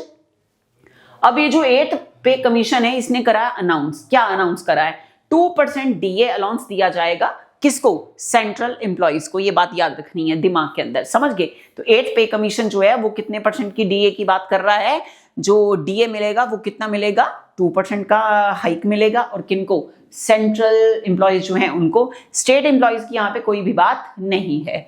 नेक्स्ट आ जाओ, news number 16, smart cities mission पहुंच चुका है 90% प्रोजेक्ट कंप्लीशन इसकी हो चुकी है। One of the India most successful urban programme है। तो स्मार्ट सिटीज, तो it mean smart city programme जो है वो आपका किस चीज के लिए बना है, अर्बन एरिया के लिए। अगर अर्बन एरिया के लिए बना है तो इट मींस अर्बन एरिया के अंदर इस प्रोजेक्ट को इंप्लीमेंट करा जा रहा है थ्रू द म्युनिसिपैलिटी। अब जो म्युनिसिपैलिटी है वो ऑलरेडी मैंने आपको बताया था 3 टाइप्स की हो जाएंगी। तो सबसे पहले एक आ जाएगा हमारे पास नगर पंचायत, दूसरा आ जाएगा म्युनिसिपल काउंसिल, और थर्ड आ जाएगा म्युनिसिपल कॉर्पोरेशन। इनके थ्रू इस प्रोजेक्ट को 90% तक कंप्लीट कर लिया गया है नगर पंचायत और म्युनिसिपल काउंसिल और म्युनिसिपल कॉर्पोरेशन के किससे असिस्टेंट से 90% प्रोजेक्ट कंप्लीशन हो चुकी है स्मार्ट सिटी मिशन। नेक्स्ट आ जाओ नेशनल एजुकेशन पॉलिसी। ऑलरेडी मैं आपको बता चुकी हूँ नेशनल एजुकेशन पॉलिसी रिव्यू करा 2025 जो कि फोकस कर रहा है स्किल बेस्ड मॉड्यूल्स के ऊपर एंड डिजिटल क्लासरूम्स के ऊपर। तो जितने ज्यादा स्किल्स किसी के पास होंगे डिजिटली हम एजुकेशन को किस तरह से लोगों तक पहुंचा सकते हैं ताकि वो लोग भी अफोर्ड कर पाएं जो लोग हाई फी जो है वो पे नहीं कर पाते, और किस तरह से इंडिविजुअल को हम डिजिटली हम लिटरेट बनाएं जिससे सेल्फ अर्निंग भी हो और इंडिया जो है वो धीरे धीरे एक डेवलपिंग कंट्री से डेवलप्ड कंट्री में कन्वर्ट हो जाए। तो उसके लिए न्यू एजुकेशन पॉलिसी को रिव्यू करा गया 2025 के अंदर और फोकस करा गया कि ज्यादा से ज्यादा हम क्या करवाएं, स्किल्स के ऊपर हम फोकस करें। नेक्स्ट हमारी आती है news digital census 2025 pilot begin. India का जो फर्स्ट फुली पेपरलेस सेंसस होगा। अब क्या होने जा रहा है, एक प्री टेस्ट है सेंसस जो 2027 में होगा। नवंबर 2025 से इन्होंने बोला था कि हम ये स्टार्ट कर लेंगे और कहने का मतलब है ये होने जा रहा है, इसके अंदर एक तरह का प्री टेस्ट माना गया है ये। अब ये सिग्निफिकेंट क्यों है, कहते हैं ये एक ऐसा स्टेप है जो इंडिया का पहला डिजिटल सेंसस माना जाएगा। डिजिटल मतलब पता ही आपको एआई की दुनिया है आज के टाइम पे, स्मार्ट दुनिया है हमारी, और जिसमें मोबाइल एप्लीकेशन और सेल्फ इन्यूमरेशन पोर्टल जो होएगा इंस्टेड ऑफ पेपर स्केड्यूल्स। अब पेपर स्केड्यूल जो हैं पहले पेपर के ऊपर लिखा जाता था कि अच्छा आपके रूम कितने हैं जी, आपके घर के अंदर आपके पास कच्चा मकान है या पक्का मकान है, वहां पे पेपर पे लिखी ही रहती हैं ये चीजें, कच्चा मकान पक्का मकान, आपके पास कोई व्हीकल है, आपके पास स्कूटी है, 2 व्हीलर है, 4 व्हीलर है, वो सारी चीजें। लेकिन अब वो पेपरलेस रहेंगी और सारे का सारा कैसे करेंगे, पूरा रिकॉर्ड डिजिटल तरीके से इसको रिकॉर्ड करा जाएगा। अब जो फुल सेंसस है ये आपका स्केड्यूल करा गया है 2027 के लिए विद द फर्स्ट फेज जिसमें हाउस लिस्टिंग करी जाएगी और हाउसिंग सेंसस होएगा जो कि स्टार्ट होएगा कब, नेक्स्ट ईयर से स्टार्ट हो जाएगा अप्रैल 2026 से। और जो पॉपुलेशन इनोमरेशन है मतलब पॉपुलेशन को देखना कि पॉपुलेशन हमारी कितनी है, किस एरिया के अंदर, किस सिटी के अंदर, किस डिस्ट्रिक्ट के अंदर, किस स्टेट के अंदर कितना पॉपुलेशन है, वो पॉपुलेशन इनोमरेशन जो है वो आपका फेज फेब 2027 में उसको फॉलो करा जाएगा। तो इट मींस ये फेज में रहेगा आपका पूरे का पूरा सेंसस, राइट। उसके बाद नेक्स्ट आ गया हमारा 19th जो न्यूज फैक्ट है वो क्या है, यूनिफॉर्म सिविल कोड ड्राफ्ट करा गया जो कि प्रिपेयर करा गया उत्तराखंड के लिए। अब इसमें नेशनल डिबेट हो रही है पर्सनल लॉ के ऊपर। अब उत्तराखंड यूनिफॉर्म सिविल कोड के जो प्रोविजंस हैं वो देख रहे हैं क्या। सबसे पहले तो मैरिज और डाइवोर्स को लेकर बात उठ रही है, यहाँ पे बैन करा गया है पोलीगैमी और सेट करा गया है कि मिनिमम मैरिज एज जो है वो होगी 18 विमेन के लिए और 21 होगी मेन के लिए। दूसरा, इनहेरिटेंस के अंदर प्रोवाइड करा गया कि इक्वल इनहेरिटेंस राइट मिलेंगे सन को और डॉटर को, चाहे लड़का है चाहे लड़की है, उनको जो प्रॉपर्टी इनहेरिटेंस के राइट हैं वो इक्वली मिलेंगे भाई। तीसरा, लिव इन रिलेशनशिप, पता ही आपको, मेरे को समझाने की जरूरत नहीं है, मैंडेट कर रहा है ये कि रजिस्ट्रेशन जरूरी है लिव इन रिलेशनशिप की, जिसमें प्रोवाइड करा जाएगा लीगल प्रोटेक्शन फॉर पार्टनर्स, मतलब जो दोनों पार्टनर्स हैं उनको क्या प्रोवाइड करी जाएगी, लीगल प्रोटेक्शन जो है वो प्रोवाइड करी जाएगी। नेक्स्ट, अगर हम इसकी बात करें अडॉप्शन की, तो अडॉप्शन की बात क्या करी जा रही है, इंट्रोड्यूस करा जा रहा है यूनिफॉर्म अडॉप्शन रूल को ऑल सिटीजन्स के लिए। तो फिलहाल के लिए तो ये बात सिर्फ और सिर्फ उत्तराखंड के अंदर जो यूनिफॉर्म सिविल कोड उत्तराखंड के लिए प्रिपेयर करा गया है, जिसको आने वाले टाइम में जो कि एक नेशनल डिबेट कहते बन रहा है किसके ऊपर, पर्सनल लॉ के ऊपर, इसलिए ये न्यूज में है। तो पहली बात में ये क्या बोल रहे हैं कि लड़कियों के लिए, लड़कों के लिए एज कर देंगे, एज लड़के के लिए 21, लड़की के लिए 18। और दूसरा जो इनहेरिटेंस राइट है, उन इनहेरिटेंस राइट के अंदर मेल है फीमेल है, लड़का है लड़की है, भाई दोनों को सेम ही मिलेंगे। तीसरा, अगर आप लिव इन रिलेशनशिप में हैं तो लिव इन रिलेशनशिप को रजिस्टर करवाना पड़ेगा और उसमें आपको लीगल प्रोटेक्शन मिलेंगी बोथ पार्टनर्स को, इररिस्पेक्टिव ऑफ मतलब कि वो लड़का है या फिर लड़की है। और चौथी बात क्या कही, इसकी अडॉप्शन जो है तो अडॉप्ट करा गया है, इंट्रोड्यूस कर रहा है यूनिफॉर्म अडॉप्शन को, रूल्स को ऑल सिटीजन्स के लिए, ठीक है। तो इसलिए एक नेशनल डिबेट का मुद्दा बना हुआ है ये। नेक्स्ट आ जाओ, इलेक्शन कमीशन ने लॉन्च करा है vote link app. Already detail में मैं ये बात करवा चुकी हूं। तो वोट लिंक ऐप जो है वो अलाउ कर रहा है क्या, secure digital access to voter slips. और वोटर स्लिप्स जो हैं उसमें क्या मेंशन रहता है, आपका नेम, आपकी आइडेंटिटी, आपकी एज कितनी है, आप किस एरिया से बिलोंग कर रहे हो, वो पूरी की पूरी आपकी जो सिनेरियो है वो उसमें मेंशन करा रहता है। तो उसके लिए एक ऐप है जो गवर्नमेंट इलेक्शन कमीशन ने लॉन्च करी है। नाम क्या है इसका, वोट लिंक ऐप। क्या नाम है, वोट लिंक ऐप। अब हम आते हैं इंटरनेशनल अफेयर्स पे। तो इसमें अप्रैल 2025 के अंदर इंडिया ने सस्पेंड कर दिया इंडस वाटर ट्रीटी, जो कि सिक्योरिटी कंसर्न विद पाकिस्तान को लेकर एविडेंस में रही हमारी। तो आपको पता ही है पहलगाम अटैक हुआ था, ठीक है। तो उसके बाद से फिर ये प्रॉब्लम शुरू हो गई। तो उस पहलगाम अटैक के अंदर वो लोग मारे गए थे, बहुत ज्यादा न्यूज में था, आप सब लोगों को पता है, याद नहीं करेंगे उस सीन को दोबारा। तो बैकग्राउंड जरा हम देखते हैं सस्पेंशन की, ये सस्पेंड करा क्यों गया। तो एक टेरर अटैक हुआ पहलगाम के अंदर 23 अप्रैल 2025 को, जिसकी वजह से 26 डेथ हुई उस टाइम पे पहलगाम के अंदर।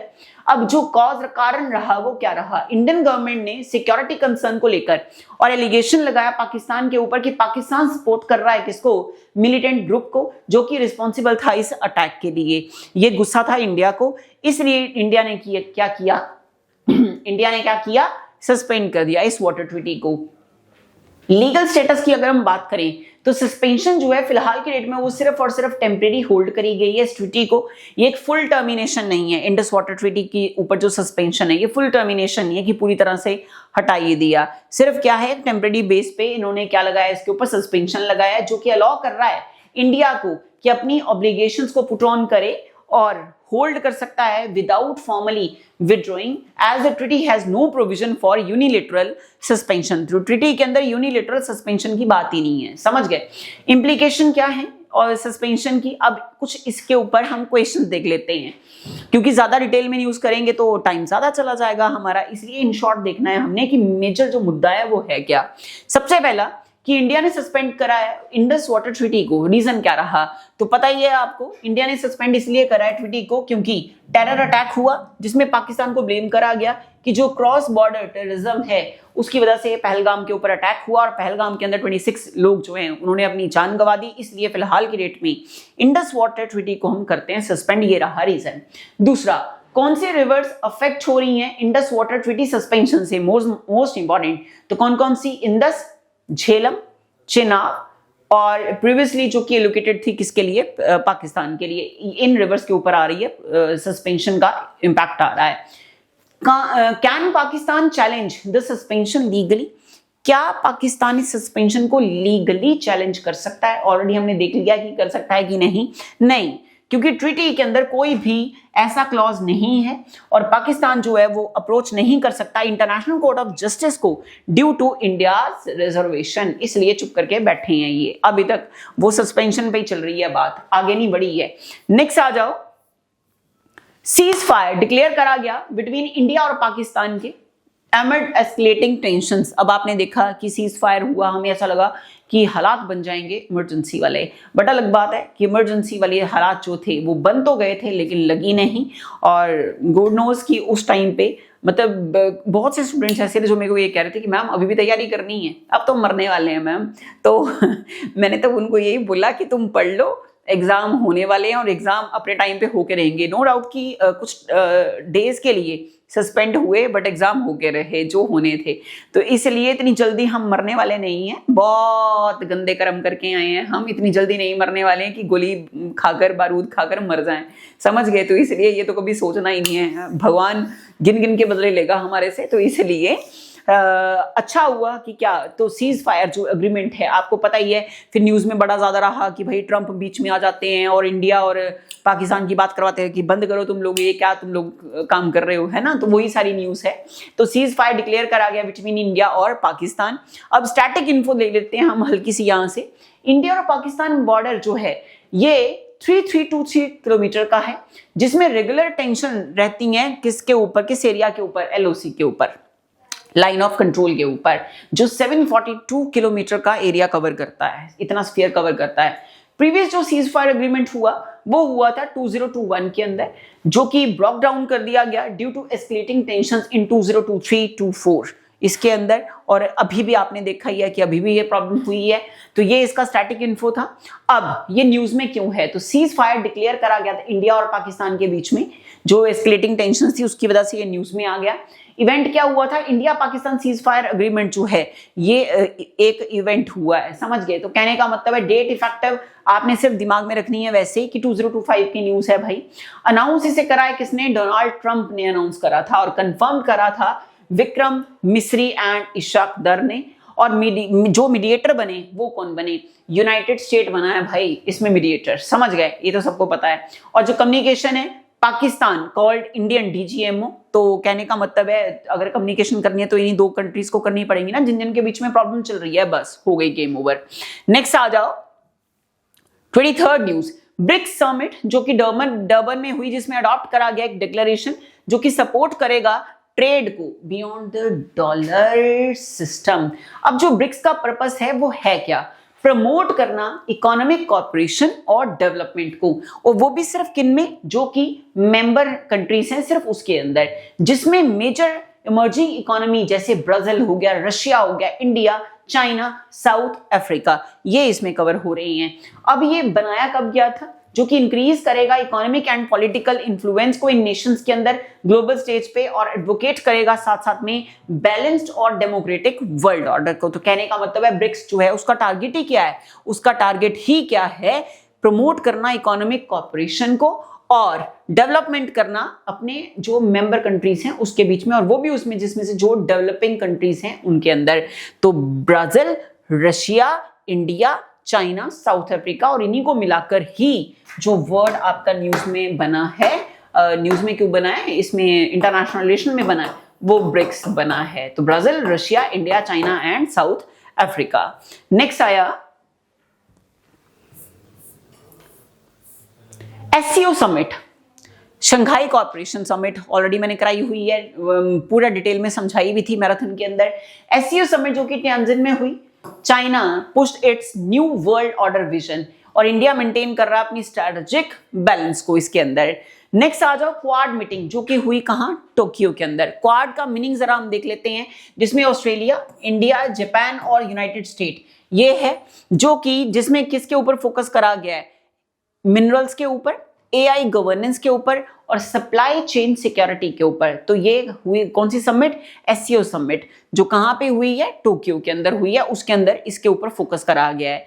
इंटरनेशनल अफेयर्स के अंदर सेकंड पार्ट में हम देख रहे हैं कि इंडिया ने रेटिफाई करा ओईसीडी ग्लोबल मिनिमम टैक्स को। किसे रेटिफाई करा है, ओईसीडी ग्लोबल मिनिमम टैक्स को। इस अग्रीमेंट को इन्होंने रेटिफाई करा, जिसमें 130 प्लस कंट्रीज जो हैं वो इन्फोर्स कर रही हैं 15% ग्लोबल कॉर्पोरेट टैक्स को। अब इंडिया जो है वो एग्री कर गया है ओईसीडी ग्लोबल मिनिमम टैक्स के अंदर, जिसमें रिक्वायरमेंट क्या है कि मल्टीनेशनल कॉर्पोरेशन जो हैं, एमएनसीज जो हैं, जिसमें जिनका रेवेन्यू यूरो 750 मिलियन है, जिनका रेवेन्यू, वो पे करेंगे मिनिमम 15% टैक्स रेट, प्रिवेंट करने के लिए from shifting profit to low tax jurisdiction. तो उसके लिए उनको कितना परसेंट टैक्स पे करना पड़ेगा, 15%, जो कि ज्यादा अमाउंट नहीं है। तो ये इसमें इंडिया ने अपने आप ओईसीडी को क्या कर दिया है, रेटिफाई कर दिया है, इसलिए ये न्यूज है। नेक्स्ट आ जाओ, इंडिया ने ज्वाइन करा है 130 countries backing this plan which aims to curb tax avoidance को कर्ब करने के लिए और एनहांस करने के लिए टैक्स ट्रांसपेरेंसी को, और वो भी ग्लोबली।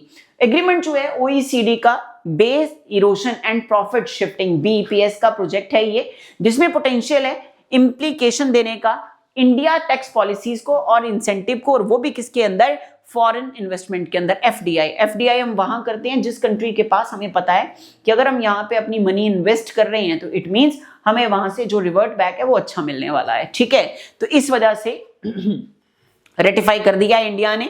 नेक्स्ट आ जाओ कोप 30। अब कोप 30 मतलब कॉन्फ्रेंस ऑफ पार्टीज, ये कहां हुई है, अबू धाबी के अंदर। World adopted the global loss and damage fund, जिसमें इंडिया ने प्लेज करा है $100 मिलियन के लिए। अब कोप 30 रेफर करती है 30th कॉन्फ्रेंस हुई है ये कोप 30, इसीलिए कि 30th कॉन्फ्रेंस थी ये किसकी, parties to UN framework convention on climate change, most important. तो किसके ऊपर, कन्वेंशन ऑन क्लाइमेट चेंज के ऊपर, जो कि हुई बेलम ब्राजील नवंबर 10 से लेकर 21 ऑफ नवंबर कब 2025 के अंदर। अब ये जो कोप 30 है ना, कॉन्फ्रेंस ऑफ पार्टीज, कोप का मतलब ही है कॉन्फ्रेंस ऑफ पार्टीज, और किसको लेकर, क्लाइमेट चेंज को लेकर।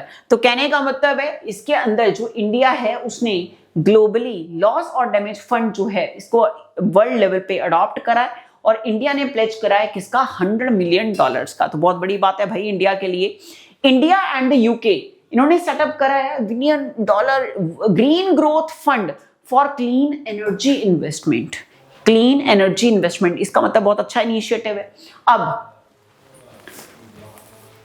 $1 बिलियन थोड़ा नहीं होता है, बहुत होता है। टारगेट क्या है, इंडिया ने एम रखा है कि वो अचीव करेगा 500 gigawatt non fossil based electricity generation, जिसमें 2030 तक का टारगेट लिया, और साथ में बोला कि नेट जीरो एमिशन रहेगा बाय 2070। कार्बन एमिशन बहुत ज्यादा बढ़ रहा है, इसीलिए आपने न्यूज के अंदर भी देखा होगा, कहते ये जो वनतारा है, वनतारा आपको पता है अंबानीज का है वनतारा, तो कहते इतना जो एरिया इन्होंने परचेज कर लिया भाई, इतना एरिया जो ग्रीन एरिया अपने पास रखने आने वाले टाइम में ये कार्बन क्रेडिट, कार्बन फुटप्रिंट के लिए इसका यूज करेंगे। तो कहने का मतलब इन्वेस्टमेंट के लिए सबसे बढ़िया चीज है, और वही चीज हमें यहाँ पे नजर भी आ रही है कि इंडिया ने क्या बोला है, इंडिया ने ये बोला है कि भाई हमारा टारगेट ये है कि हम net zero carbon emission by 2070 तक अचीव कर लेंगे, और 2030 तक हम non fossil based electricity generate कर लेंगे, और वो भी कितनी, 500 गीगावाट। इन्वेस्टमेंट इनफ्लो क्या बोल रहा है, कहते हैं ये जो सेक्टर है ये अट्रैक्ट कर रहा है फॉरेन डायरेक्ट इन्वेस्टमेंट को, मतलब इसमें एफडीआई, उसमें पैसा इन्वेस्ट करने का फायदा है इस सेक्टर के अंदर, जो वनतारा न्यूज के अंदर है उसके बेस के ऊपर। 100% एफडीआई परमिट करी गई है इसमें अंडर द ऑटोमेटिक रूट के अंदर, समझ गए। तो कहने का मतलब है नाम से पता चल रहा है ना, ग्रीन ग्रोथ फंड की बात हो रही है। Next, starting September 2025 citizen of Nepal and Bhutan can enter India without passport और वीजा। कहने का मतलब सितंबर 2025 से नेपाल के सिटीजन और भूटान के सिटीजन इंडिया में एंटर कर सकते हैं विदाउट पासपोर्ट और वीजा, न्यू इमिग्रेशन ऑर्डर के अंदर। अब इसका पर्पस क्या है, ऐसा करा क्यों गया, इसलिए करा गया ताकि क्रॉस बॉर्डर टूरिज्म जो है उसको प्रमोट करा जाए। हमारे जो कल्चरल एस्पेक्ट हैं, हमारी जो यहाँ की रिच हेरिटेज है, उस सब चीजों को क्या करा जाए, स्ट्रेंथन अप करा जाए, और रीजनल ट्रेड जो है उसको बूस्ट अप करा जाए। स्कोप इसका ये है कि इसमें एग्जेम्पशन जो है वो अप्लाई करी गई है एंट्री बाय लैंड और air, and also to Indian citizen traveling to or from Nepal और भूटान by land और air। तो कहने का मतलब है उससे हमारी इकोनॉमी क्या होएगी, स्ट्रॉन्ग ही तो होएगी ना, जीडीपी भी हमारी बढ़ेगी, और ऊपर से जो रीजनल ट्रेड है वो हमारा बढ़ेगा। तो गवर्नमेंट इस वजह से गवर्नमेंट ने ये जो एक्शन है वो लिया है। नेक्स्ट, कंडीशंस इसमें कुछ लगाई गई हैं, जो पासपोर्ट होगा still required if entering from any country other than Nepal और भूटान। सिर्फ नेपाल और भूटान के लिए, अदर देन दूसरी कंट्री है तो आपको पासपोर्ट की रिक्वायरमेंट है, विद स्पेसिफिक, जिसमें रिस्ट्रिक्शन होंगी ट्रेवल के लिए फ्रॉम चाइना, मकाओ, हांगकांग और Pakistan. Indian citizen enter India by land और एयर ओवर द नेपालीज और भूटानीज बॉर्डर और also exempt from needing a passport. तो कहने का मतलब सिर्फ नेपाल और भूटान के कंटेक्स्ट में ये बातें करी गई हैं, बाकी और किसी चीज के कंटेक्स्ट में नहीं करी गई हैं, समझ गए, इसलिए ध्यान रखनी है ये बात।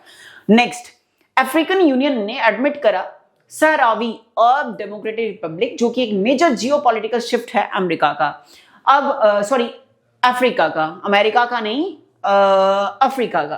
तो अफ्रीका के अंदर अब ये जो मेजर शिफ्ट है, जियोपॉलिटिकल शिफ्ट अफ्रीका का, अब ये क्या बात कर रहा है, अब ये बात ये कर रहा है कि एयू जो है ये 55 मेंबर स्टेट्स को रिप्रेजेंट कर रहा है। एयू मतलब अफ्रीकन यूनियन, एयू का मतलब हो गया अफ्रीकन यूनियन, जिसमें सारी की सारी अफ्रीकन कॉन्टिनेंट की ही कंट्रीज हैं। अब एयू के जो मेंबर स्टेट्स हैं वो डिवाइड हो रहे हैं 5 जियोग्राफिकल रीजन्स के अंदर। एयू के जो मेंबर स्टेट्स हैं, और मेंबर स्टेट कितने बताए, 55। अफ्रीकन यूनियन जो थीम रहा 2025 का, वो फोकस कर रहा है रेपरेटरी जस्टिस और रेशियल हीलिंग के अंदर, under the theme justice for Africans and people of African descent through reparations. इसके लिए तो इस थीम के ऊपर आपने फोकस करना है, इस न्यूज के ऊपर और कोई बात नहीं बन सकती, सिर्फ आपने इसके थीम को ध्यान में रखना कि थीम क्या बात कर रहा है। नेक्स्ट आ जाओ, इकोनॉमी और पॉलिसी के अंदर इंडिया की जो जीडीपी है 7.4 से बढ़कर 50, ये आपका जो फाइनेंशियल ईयर चल रहा है 2025 का, fastest among G20 Nations, G20 nation में से फास्टेस्ट चल रही है। तो कहने का मतलब जो हमारी क्वार्टरली परफॉर्मेंस है उसमें 7.4% का ग्रोथ देखा गया क्वार्टर ईयर के अंदर। कौन सा फाइनेंशियल ईयर 2025 के अंदर, फोर्थ क्वार्टर के अंदर की बात ये हो रही है, वाज द जो कि हाईएस्ट क्वार्टरली रेट है इंडिया का ड्यूरिंग दैट फिस्कल ईयर, जिसमें हम सरपास कर गए हैं reserve bank of India forecast को 7.2% से। तो इसमें आपने ये स्टैंडर्ड जो है 7.4 का, इसको दिमाग में रखना है। ग्लोबल कंपैरिजन अगर हम देखें तो इंडिया जो है कहते हैं वो कंसिस्टेंटली हेल्ड कर रहा है इस पोजीशन को। Fastest growing major economy India continuously बनता जा रहा है और वो भी कंसिस्टेंटली। अब जो ग्रोथ रेट है इंडिया का कहते हैं वो हायर देन चाइना है, बहुत बड़ी बात है हमारे लिए। तो ग्रोथ रेट हमारा सेम पीरियड के अंदर हायर देन चाइना है। नेक्स्ट आ जाओ, इंटरम बजट 2025-26 का जो कि प्रोजेक्ट कर रहा है 5.1% फिस्कल डेफिसिट और रिकॉर्ड कर रहा है कैपिटल स्पेंडिंग को। इंटरम बजट जो कि 2025-26 के लिए आया, Feb 1 2025 को इसको रिप्रेजेंट करा गया, जिसमें एक्चुअली टारगेट था फिस्कल डेफिसिट का 4.4% का। किस 4.4% किसका? जीडीपी का, ना कि 5.1% का। और ये रिकॉर्ड कर रहा है कैपिटल स्पेंडिंग का, और वो भी कितनी? 11.21 lakh crore for the fiscal year, इतनी स्पेंडिंग का, और वो भी कौन सी? कैपिटल में जो स्पेंड करा गया है उसका। तो कहने का मतलब है ये सिर्फ हमारे पास रिपोर्ट है, बाकी तो इस रिपोर्ट के बारे में हम इन डेप्थ नहीं बोल सकते क्योंकि हम ऑलरेडी ऑनलाइन प्लेटफॉर्म पे हैं, तो इस रिपोर्ट के बारे में मैं ज्यादा डेप्थ में आपको नहीं बताऊंगी।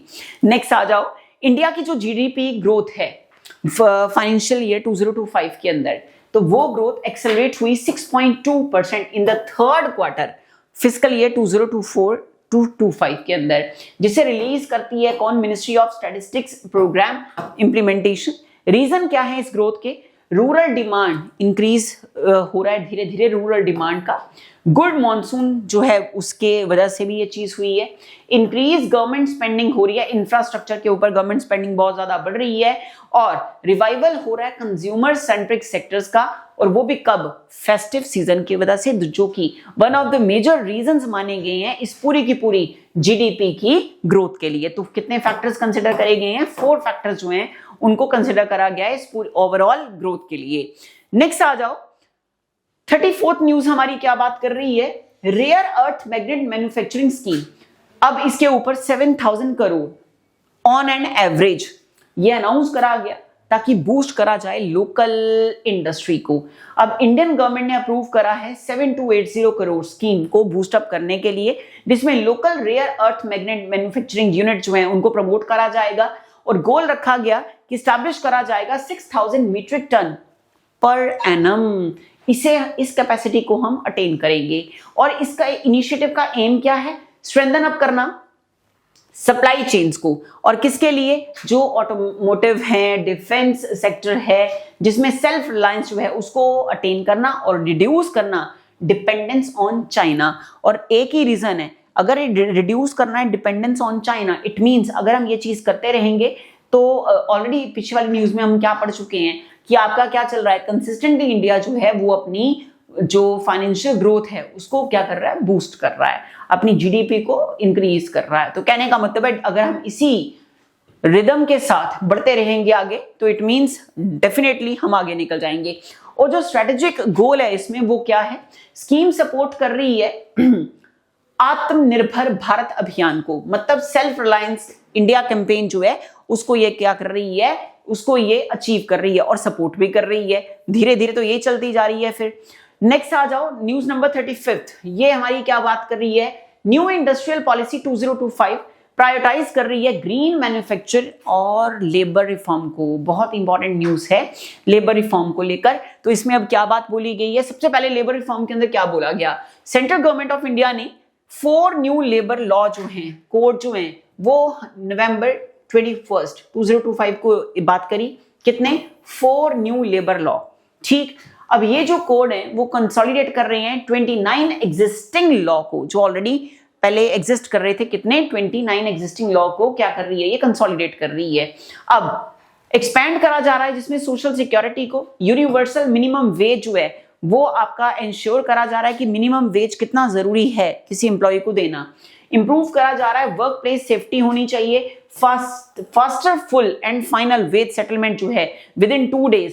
एग्जिस्टिंग जो एग्जिस्टिंग नहीं, जो एग्जिटिंग एम्प्लॉय है, मतलब जो जा रहा है अब कंपनी छोड़कर, विद इन 2 days आपको सारी की सारी फुल एंड फाइनल वेज जो सेटलमेंट है वो उसकी करनी पड़ेगी। तो कहने का मतलब है, नाम से पता चल रहा है अगर लेबर के कंटेक्स्ट में बात हो रही है तो मतलब जो एम्प्लॉय है उसके कंटेक्स्ट में ही बात हो रही है, समझ गए। तो अच्छी चीज है ये, हमारी बहुत ज्यादा न्यूज में रही और बहुत ज्यादा फेमस भी हुई है पूरी की पूरी न्यूज इसी वजह से।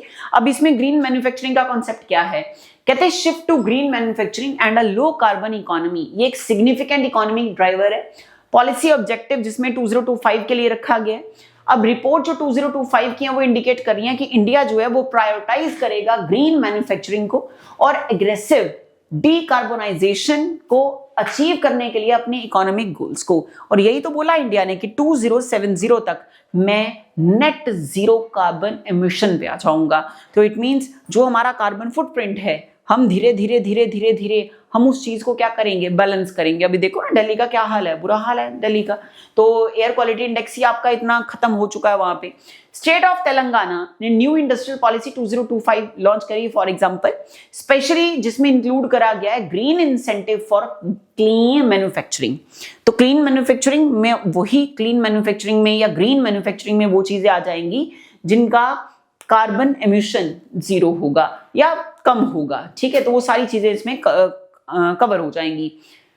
श्रम शक्ति नीति 2025, श्रम का मतलब है हार्ड वर्क करना। तो श्रम शक्ति नीति 2025 क्या है, लेबर एंड एम्प्लॉयमेंट पॉलिसी है ये, जो कि सपोर्ट कर रही है just and inclusive green transition को, जिसमें रीस्किल करा जाएगा वर्कर को फॉर लो कार्बन इंडस्ट्रीज के लिए। तो लो कार्बन इंडस्ट्रीज मतलब जिससे एक एनवायरनमेंट भी इको फ्रेंडली जनरेट हो और जो एम्प्लॉय है उसकी बॉडी के ऊपर भी कोई नेगेटिव इंपैक्ट ना आए। तो उसको क्या करा जा रहा है, रीस्किल करा जाएगा किनको, जो वर्कर्स हैं उनको।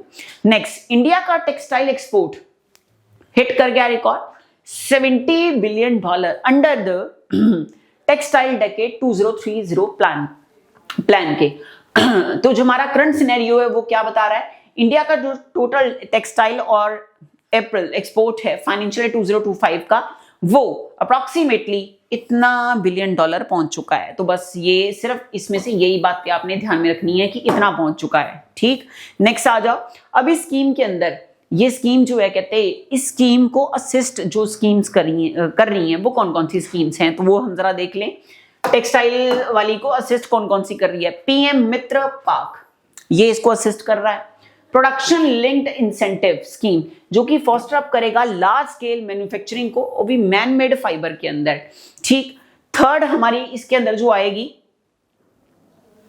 वो रहेगी mission for cotton productivity, mission for cotton productivity. तो पता ही है टेक्सटाइल के लिए हो रही है।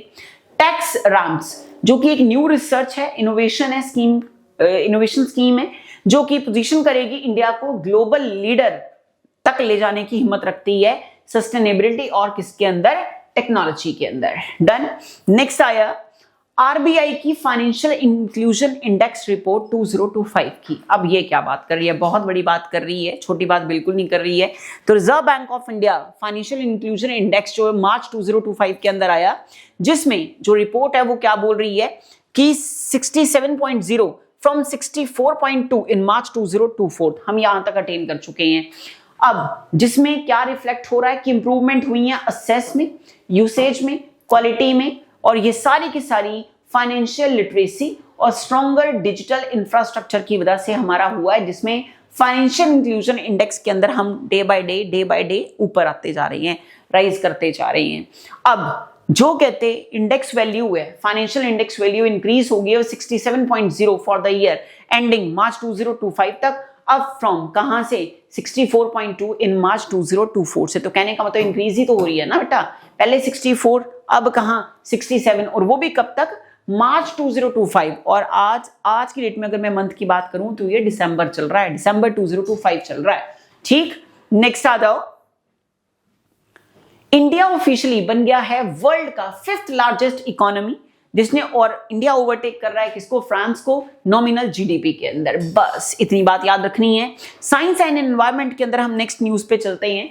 तो इसरो ने सक्सेसफुली टेस्ट करा है reusable launch vehicle, reusable launch vehicle, तो इसे आप RLV के नेम से भी जानेंगे। नेम है hex two, advance low cost space technology, low cost का स्पेस टेक्नोलॉजी है ये हेक्स-2। अब इस मिशन के अंदर एक fully reusable launch vehicle use करा गया है, जिसका एम क्या है, ड्रास्टिकली रिड्यूस करना किसको, cost of assessing space and increase करना मिशन फ्रीक्वेंसी की। टाइम टू टाइम देखो, जो हमारे स्पेस मिशन है करने को तो हम 1 साल के अंदर 10 कर दें, बट बात ये है, ये भी तो चाहिए ना, अब पैसे के बिना तो बात बननी नहीं है। इसलिए ये चीज को अचीव करना बहुत ही मुश्किल था हमारे लिए, लेकिन फिर भी चलो हो ही गया कि इसमें रिड्यूस करा जाएगा क्या, कॉस्ट ऑफ असेस करने का कॉस्ट किसका, स्पेस, एंड इंक्रीज करा जाएगा मिशन फ्रीक्वेंसी को। समझ गए, किसके अंदर, हेक्स-2 के अंदर। नेक्स्ट आ जाओ, डीप ओशन मिशन फेज 2, जिसने रिसीव करा है approval for deep sea mineral exploration से, इनको अप्रूवल मिल चुकी है। तो डीप ओशन मिशन जो है वो एक multi ministerial, multi disciplinary programme है, जो कि चलाता कौन है, मिनिस्ट्री ऑफ अर्थ साइंस, ये चलाती है। सपोर्ट करा गया जिसमें इंडिया की ब्लू इकोनॉमी इनिशिएटिव को। तो इसमें 3 बातें आपने ध्यान रखनी है। ब्लू इकोनॉमी इनिशिएटिव को इसके अंदर फोकस करा गया है। Multi ministerial, multi disciplinary programme है, जिसे चला कौन रहा है, मिनिस्ट्री ऑफ अर्थ साइंस चला रही है। Game over. नेक्स्ट आ जाओ, नेशनल क्वांटम मिशन को मिला है 6000 करोड़ का funding for quantum computing research के लिए। और आपने ये भी देखा कि नोबेल प्राइज भी मिला है इसके अंदर, ऑलरेडी मैंने करवाया भी था आपको। तो नेशनल क्वांटम मिशन जो है, इसको अप्रूव करा गया है budget 6003.65 crore for the period 2023 से लेकर 2031 तक, इतना पैसा दिया जाएगा भाई। और इसमें एडवांस इंडियाज कैपेबिलिटी और किसके अंदर, क्वांटम टेक्नोलॉजी, वो बढ़ाई जाए। समझ गए, और इसीलिए इस फंड को अप्रूव करा गया। नेक्स्ट 42nd न्यूज है हमारी, थार डेजर्ट ने रिकॉर्ड कराया 185 mm मिलीमीटर रेनफॉल, वो भी कौन से मंथ के अंदर, अगस्त 20, वो भी थार रीजन, डेजर्ट रीजन, ठीक, जो कि एक एक्सट्रीम वेदर अलर्ट है क्लाइमेट चेंज का। इसका मतलब आने वाले टाइम खतरे का है, फिर इसका मतलब तो यही हुआ। तो रेनफॉल हुई थार डेजर्ट के अंदर, एवरेज रेनफॉल जो थार डेजर्ट के अंदर है, कहते हैं थार एक एरिड रीजन वाला एरिया है। मतलब कैसा रीजन है, एरिड रीजन है, जिसमें बहुत कम एनुअल रेनफॉल होती है, जो कि एवरेज है less than 250 mm per year. 250 mm less, इससे कम है पर ईयर। 2025 का जो मॉनसून सीजन था, तो इस सीजन के अंदर अक्रॉस इंडिया देखा गया overall higher than normal rainfall, बिल्कुल हमें पता ही है सबको, जिसमें नॉर्थ वेस्ट इंडिया, तो नॉर्थ वेस्ट इंडिया में वो थार डेजर्ट वाला एरिया पूरा आ जाएगा। In particular recording the highest August rainfall since 2001। तो कहने का मतलब है, इस पूरी न्यूज के अंदर आपको ये याद रखना है, कितना, 185 mm रेनफॉल सिर्फ और सिर्फ एक ही मंथ के अंदर, और वो एक मंथ कौन सा था, अगस्त। समझ गए, चलो नेक्स्ट आ जाओ। नेक्स्ट आया, इंडिया ने लॉन्च करा ग्रीन हाइड्रोजन मिशन फेज 2। तो कहने का मतलब है ऑपरेटिंग है ये, अभी ऑपरेशनल है ये आपका, जिसमें एलोकेट करा गया है 1 lakh crore for clean fuel transition. अब क्लीन फ्यूल ट्रांजिशन वही है बेटा, जिसमें आपका ऑलरेडी मैंने बता चुकी हूं आपको, ग्रीन फ्यूल आ गया, क्लीन फ्यूल आ गया, वहां पे वही है जहां पे आपका कार्बन एमिशन 0 हो या कम हो carbon emission. Aravalli summit 2025 at JNU discuss कर रहा है ये इंडिया की स्ट्रेटेजिक रोल को वर्ल्ड पे, और वो भी कब तक, 2047 तक। थीम क्या रहा, India and the world order, जो कि प्रिपेयरिंग फॉर 2047। तो मतलब प्रिपेयर कर रहे हैं किसके लिए, 2047 के लिए, जिसमें गवर्नमेंट का विजन क्या था कि एक डेवलप्ड इंडिया होगा, मतलब विकसित भारत होएगा, जिसमें independence with in a global conversation, ये हम अटेन करेंगे। डिस्कशन करा गया है इसमें अलग अलग टॉपिक्स के ऊपर, जिसमें इंडिया की इकोनॉमिक ग्रोथ, इंडिया की technological innovation, sustainability, civilisation identity और बाकी जो और फीचर्स थे उनके ऊपर फोकस करा गया इस पूरी की पूरी समिट के अंदर। और थीम इस समिट का याद रखना है। नेक्स्ट, एस्टेक इनोवेशन फंड जिसमें ₹1 लाख करोड़ अनाउंस करा गया पावर रिसर्च एंड स्टार्टअप्स के लिए। तो पावर रिसर्च में क्या आ जाएगा? कोल फैक्ट्रीज, न्यूक्लियर एनर्जी, ये सारी आपकी किस में आ जाएंगी? पावर सेक्टर में आ जाएंगी। तो उसके लिए कितना? 1 लाख करोड़ का। नेक्स्ट आ जाओ, कौन से अवार्ड, कल्चर और समिट्स इंपॉर्टेंट हैं? तो देखें जरा हम 2025 के अंदर नोबेल प्राइज फिजिक्स के अंदर जो अवार्ड करा गया, किसके लिए? क्वांटम कंप्यूटिंग के लिए। ऑलरेडी मैंने पहले भी करवाया था।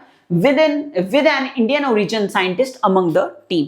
तो 2005 के अंदर नोबेल प्राइज जो फिजिक्स में मिला, अवार्ड करा गया 3 साइंटिस्ट को, जॉन क्लार्क, माइकल एच डेवरिथ और जॉन एम मार्टिनीज। तो मैंने आपको बताया भी था कि इनको आपने लर्न कैसे करना, छोटा सा फॉर्मूला भी बताया था लास्ट क्लास में।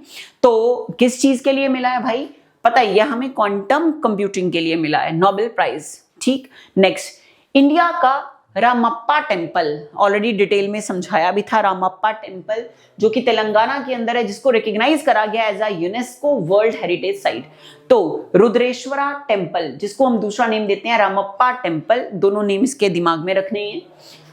लोकेटेड है ये मुलुगु डिस्ट्रिक्ट, वारंगल, जिसको पहले जाना जाता था हिस्ट्री के अंदर, जो कि इंस्क्राइब कर रहा है यूनेस्को वर्ल्ड हेरिटेज लिस्ट को during the 44th session of the world heritage committee.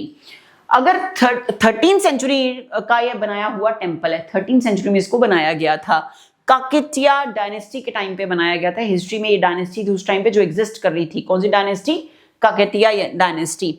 और इसका नेम रखा गया इसके जो स्कल्पचर हैं वहां के, उसके नेम के ऊपर। तो नाम क्या था? रामप्पा के नाम पे रखा गया। दूसरा नेम क्या है? रुद्रेश्वरा टेम्पल। तो यूनेस्को वर्ल्ड हेरिटेज लिस्ट के अंदर इनका नाम आ चुका है। नेक्स्ट, साहित्य अकेडमी अवार्ड 2024, मोस्ट इंपॉर्टेंट है ये 2024 का जो साहित्य अकेडमी अवार्ड था हिंदी में, वो मिला किसको? गगन गिल को दिया गया। नेक्स्ट 49th न्यूज है हमारी, फिल्म एंड आर्ट्स अवार्ड्स जो हैं इंपॉर्टेंट, वो कौन से हैं? 71st नेशनल फिल्म अवार्ड जो दिया गया, जिसमें बेस्ट एक्टर SRK को जवान मूवी के लिए, विक्रांत मैसे 12th फेल के लिए, best actress Rani Mukherjee, Mrs Chatterjee versus Norway, best film 12th fail, इनको मिला, इस चीज को मिला, फिल्म को मिला। हिंदी फिल्म कटहल, कटहल जो कि जैक फ्रूट भी हम बोलते हैं, जैक फ्रूट मिस्ट्री, इसके लिए मिला बेस्ट हिंदी के लिए। 50th जो हमारी लास्ट मस्ट नो फैक्ट है जीके का, वो क्या है?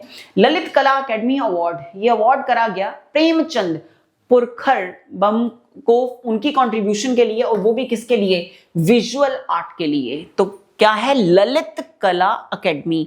तो ललित, ललित मतलब किसी ना किसी के लाल हैं, लाल जो जिसको बड़े प्रेम से पाला है उसकी माँ ने।